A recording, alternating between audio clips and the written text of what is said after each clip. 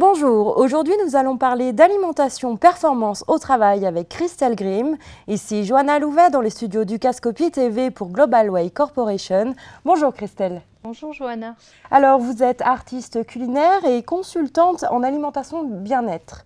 Alors justement, comment se booster au travail et être au top de sa forme? Quelle est votre méthode?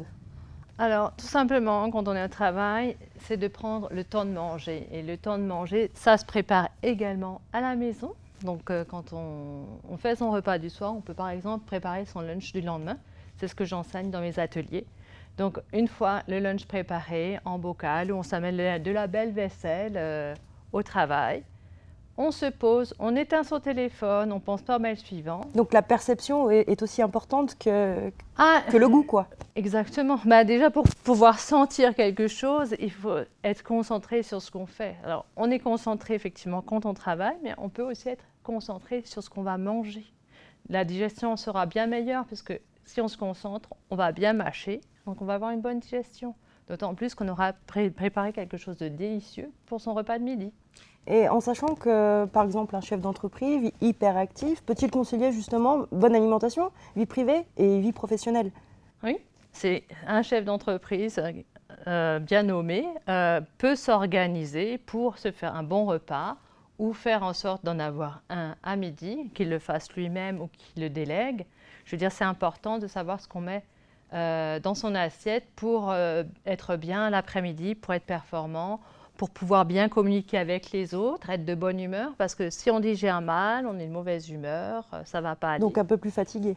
Un peu plus fatigué, un peu moins agréable avec les collègues et le personnel, donc ça va aussi se jouer sur l'activité de l'entreprise. Et justement, quel menu type pourriez-vous, ou un plat par exemple, pourriez-nous vous proposer? Il y a différents types de plats. En fait, l'essentiel, quelque chose de rapide. L'essentiel, c'est que le repas soit protéiné, parce qu'en chrononutrition, on mange plutôt tout ce qui est protéiné le matin, le midi, pour être plus alerte, puisque les protéines permettent plus alerte, d'avoir une digestion plus légère.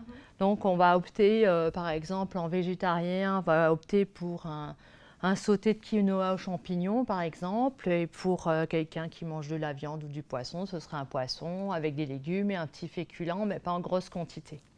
C'est quand même plus rapide quand on rentre à la maison, après une bonne journée de travail, un temps bien fatigante, de prendre le téléphone et de se commander une pizza. Vous ne pensez pas? Donc est-ce que c'est possible justement? Est-ce que la société d'aujourd'hui est prête à c'est à chaque individu de prendre sa responsabilité par rapport à son santé. Parce que, je veux dire, la santé passe aussi par l'alimentation. Et si on s'alimente mal, un beau jour, on le paye au niveau de la santé.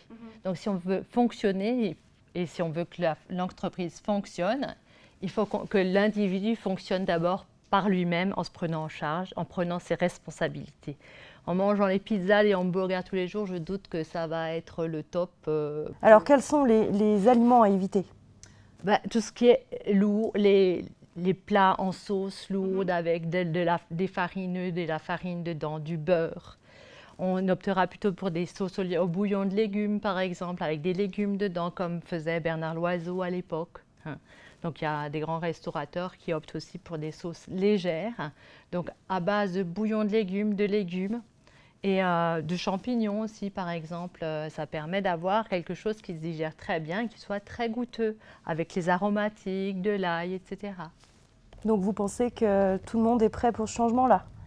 Ben oui, à partir du moment où on décide de prendre sa santé en main, ça passe aussi par l'alimentation. Tout bon sportif, même le sportif du dimanche qui fait un entraînement, qui fait attention à sa santé, va regarder ce qu'il va mettre dans son assiette. Donc, quelles solutions pourriez-vous apporter justement à tous ces chefs d'entreprise justement pour améliorer leur alimentation et aussi celle de ses employés? Les solutions, moi je propose des ateliers culinaires où je montre pratiquement ce qu'on peut faire. Ça passe par une organisation des achats, où on va faire ses achats.